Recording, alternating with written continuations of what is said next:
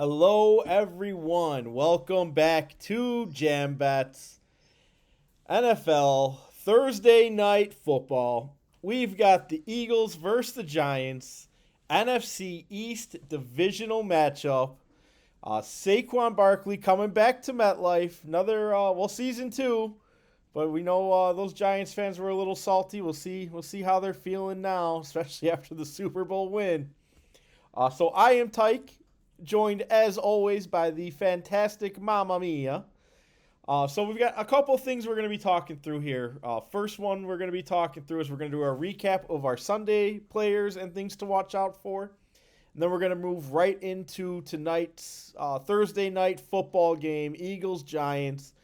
We'll give you some players we're going to be watching for, maybe a couple things we've got on our radar. So, Mamma Mia, why don't you go ahead and get us started with Sunday? So I was keying in on the New Orleans Saints and the Giants game. It was in New Orleans, and I was going with that fella Dart, the new rookie quarterback in New York. I said he was going to overperform. He might have overperformed a smidge. He was projected for 19.2 fantasy points, and he had 19.6. He threw 40 times, connected on 26 of those for 202 yards, 2 touchdowns, and 2 INTs. He really was only sacked once, though. I thought he was going to be coughing up dirt all night, but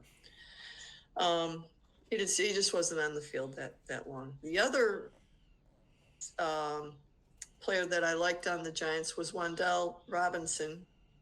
He was projected for 10.1 fantasy points, and I thought he's going to be off the chart. He actually came in with 8.2 fantasy points. He had 60 yards. He's had less than 60 yards all season. He caught 5 of 7 in this game for 30 yards, no touchdowns. On the other side, I said that the Saints defense would underperform, and they overperformed. They had 30.5 fantasy points. They were projected for 10.8. They crushed it. They had 1 touchdown, 2 INTs, 3 fumble recoveries, 1 sack. They only gave up 14 points. I think they overperformed. So maybe you should do the opposite of what I tell you tonight. Yeah. But Saints got their first win of the season, 26-14.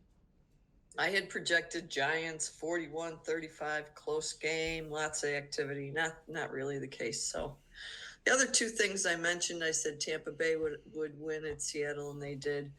And then I said that be careful of Denver going into Philadelphia, and Denver did prevail. So, Tyke, that's what I had. I'm hoping you did a little better on this Sunday. What happened? So this past Sunday I had gave out 3 people I liked and then a 4th bonus. First player I gave out was Kendre Miller on the Saints.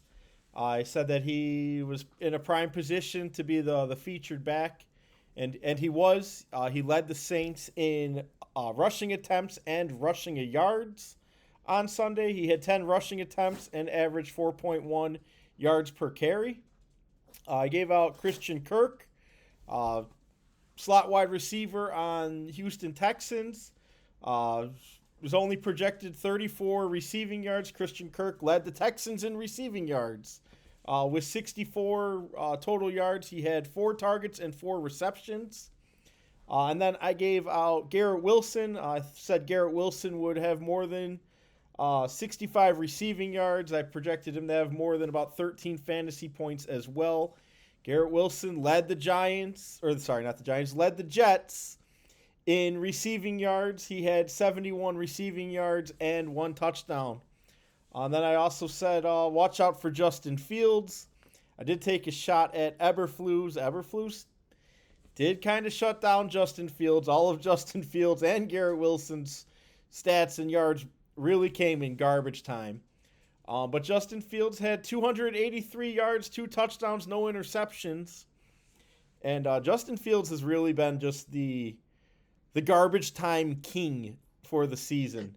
In the 3 games he's played, he has 558 total yards, 7 touchdowns, and 0 interceptions. Oh, The Jets also don't have a win. Um, so I wouldn't say he's getting it done fantasy or in real NFL, but in fantasy wise, he's doing his thing.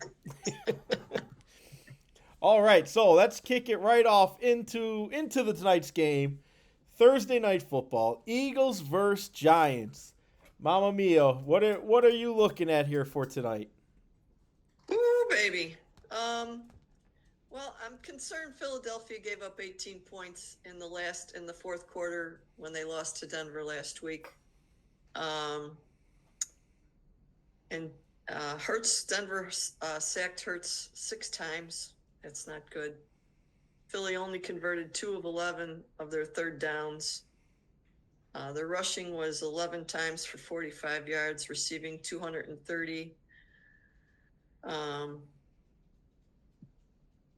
Yeah, 2 touchdowns. So Saquon had 6 carries for 30 yards, 3 catches, 58 yards, and 1 touchdown. Not really big Saquon numbers, but I guess he's been kind of dealing with something. I think it's a knee injury. So going to who I'm gonna pick for my overperformer this week, I am going to go with AJ Brown. And it's risky because he has been, last week he was the 3rd in targets on the team. Both Goddard and Smith were ahead of him. Brown had 8 of 10 catches for 114 yards, and he had 9 fantasy points. Not really good stuff. His year-to-date, he's caught 19 of 36 targets for 194 yards and 1 touchdown. That's equaling 39 yards a game, and his average fantasy points is a mere 8.4. He's ranked 43rd wide receiver. Yikes. He's projected to have 5 of 8 catches for 66 yards, no touchdowns, and 13.7 fantasy points. Last year, he had 5 catches for 89 yards and 1 touchdown, so I'm hoping it's more of that. I think he needs a touchdown desperately. There was a team meeting, I guess, closed door between him and Saquon and Hurts for a couple of hours. I'm hoping that they schemed something where, A.J. Brown comes out swinging, because I think he is getting tired of being ignored. Okay, so that's my first player for this game on Thursday night. Tyke, what are you thinking? So I've got an overperformer and an underperformer that I'm looking at. But the first player I'm picking as my overperformer is I'm going to take Saquon Barkley. I think a little bit of the revenge game. He has been a little banged up as well. I do think Barkley will likely have over 100 total yards. But I'm more specifically looking at Barkley's receiving numbers. I think he, even if he is a little bit banged up, maybe the Eagles try to use him in different ways without running him a bunch of times. So I'm looking at Barkley's receiving yards. He's only projected 15 receiving yards on this game. Barkley has gone over 15 receiving yards 3 out of 5 games so far this season. And he's had 3+ receptions 4 out of 5 games so far this season. The Giants have also allowed one running back 28 plus yards in 4 out of 5 games so far this year. So Giants are giving up rushing yards to running backs very frequently, and almost double what they're projecting him to do there. But I'm thinking Barkley's going to have a big game. I'm predicting over 100 total yards, hoping a touchdown in there as well. But I'm more specifically looking at him to do some damage in the receiving game. Especially PPR formats, 3 or 4 receptions is equal to 30 or 40 yards. So I'm taking Barkley as my first player and my overperformer. Mia, what else do you got on the gauntlet? All right, so I'm looking at the tight end on the Giants, Theo Johnson. He's projected to catch 4 of 6 passes for 39 yards and have 8.4 fantasy points. I think he's going to overperform. Darius Slayton has an injured hamstring, so there might be room for some passes to go to Theo. And Theo, I think, was one of the number 1 recipients last week. The Eagles are allowing 211.4 passes passing yards per game. That's 15th in the NFL. And Johnson has seen increased targets in the past 3 games. Week 3 against Kansas City, he had 2 targets. That Neighbors did play that game. Week 4, no Neighbors. Against Los Angeles, he went to 5 targets. And last week he had 7. So I think he's going to have more. I think Philly's going to pull ahead at some point, and the Giants are going to have to throw. And it seems like he's a good safety blanket for our little buddy Jackson Dart. And I still really like that Scadaboo kid, but I know Tracy is supposed to play again, but I think Scadaboo's an exciting player to watch anytime he's on the field. So yeah, I think I'm projecting Philadelphia's going to win. They're going to cover. I think it's going to be over 45. I'm going to go 35 Philly to 20 New York Giants. I think some of the cleanup is going to happen in Philadelphia finally. But I am concerned. I've noticed this trend on a couple of the other teams that were in the playoffs, such as Kansas City and Baltimore. The longer season and then all the playoff games, I'm wondering if this is taking a toll on teams in the beginning of the season, because it just seems like those teams are not quite themselves. But I think this is a get-right game for Philadelphia, and so that's what I'm counting on. How about you, Tike? Yeah, so the second player I'm looking at in this game, I'm looking at Wendell Robinson to underperform. Robinson has had 30 or fewer receiving yards in 3 straight games. So far this season, he's had one great game, and that was the game where Russell Wilson was his quarterback. Since Dart has taken over at starting quarterback, Dart's pass attempts to Wendell Robinson is averaging at 1.2 yards of distance on throw. So he's only throwing them like screen passes and bubble routes and some slants. He's not even throwing the ball down deep to Robinson. So the home run shot doesn't seem like what they're trying to do with each other. Now maybe that will change this week since Neighbors and Slayton are both out. But all that means is that Cooper DeJean is likely going to be guarding Robinson. And besides for the tight ends, which I think the tight ends will probably have good value, they're going to easily just have a safety over the top of Robinson. On top of that, Robinson is a slot receiver. He doesn't line up on the outside. And the Eagles are fantastic against slot receivers. The Eagles are only allowing slot receivers on the season 0.84 yards per route ran. So when they're not even, each route that the receivers and slots are running, they're not even getting 1 yard.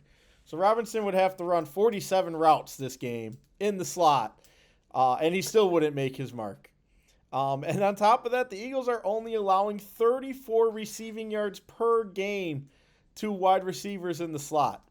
So they're just not giving up a lot of opportunity to the slot, and I think the lack of weapons is just going to make it easier for the Eagles to lock them down. I mean, the Giants are going to have to throw to somebody who the Eagles aren't prepped for, and Vic Fangio is very likely prepped for Wendell Robinson, considering all the injuries that are over there. And speaking of Vic Fangio makes it very difficult on rookie quarterbacks in his career. He knows how to bring pressure after these rookie quarterbacks. Fangio, since 2018, is 18-11 versus rookie quarterbacks as defensive coordinator. So he's pretty good at confusing rookies. Eagles defense, I think, can take a step forward here. Divisional game, maybe a little bit salty and upset about the loss they gave up to the Broncos. Might look to take some aggression out here on the Giants. So I'm taking Wendell Robinson to underperform. He's projected 11.5 fantasy points. Last week, he didn't even get 9. So I don't know how he's projected 11.5 this week. I'm taking Wendell Robinson to underperform. All right, and now as for the game, so the Eagles right now, the line is moving a little bit. It's moving from 7.5 to 7, and the over/under is 40.5. So Vegas is projecting a very low-scoring game. Mamma Mia, what are your thoughts? Well, I'm thinking, that New York is going to be in a pickle here, and Philadelphia's defense is going to be good. Dart's going to have to really show his moxie. We're going to really see how talented this young man is, or not, at this game. So I don't think New York is going to cover. I think Philadelphia is going to win this game outright. Philadelphia is averaging 21 points a game. That's kind of low for them. I think that this New York Giants game is, going to be the one where they show up. It's prime time, and they've been getting pushed around a little bit. So I think they're going to just take it out on these poor Giants and win by 15. So I'm saying the over. I'm saying Philadelphia is going to score 35 points, and probably 20 from New York. So that's where I'm seeing it. I'm putting like all my eggs on Philadelphia this week for sure. I don't think Giants have a chance. How about you? I am with you. So at the end of this, we're either going to have a lot of eggs or no eggs. I'm with you. I think these Thursday night games have been very odd. I think Herb Herbstreit last week said on the broadcast, these games are never what I think they're going to be. They always look so lopsided and the other team wins. I don't think it happens again. I think the Giants' offense is decimated. Rookie quarterback going against the Super Bowl champions that only have one loss on the year. I'm going Eagles. I think Eagles cover. I'm with you. I think the Eagles also almost take this over themselves. So I'm with the Eagles and the over as well. It just doesn't make much sense to go the other way. So I'm in there with you, Mama. Well, I'm hoping it's gonna be an exciting game, and there'll be some big plays, and Philadelphia has been just not itself really. So this is a get right game for them, and the Giants are they're spinning their wheels every week, and without Neighbors, their offense is in a bit of trouble, I think. So I agree. All right. Well, that's all we've got. Thank you, everyone, for the listen. If you've made it this far, please give us a thumbs up on the video and give us a little subscribe as well. It's completely free. Thank you, everyone.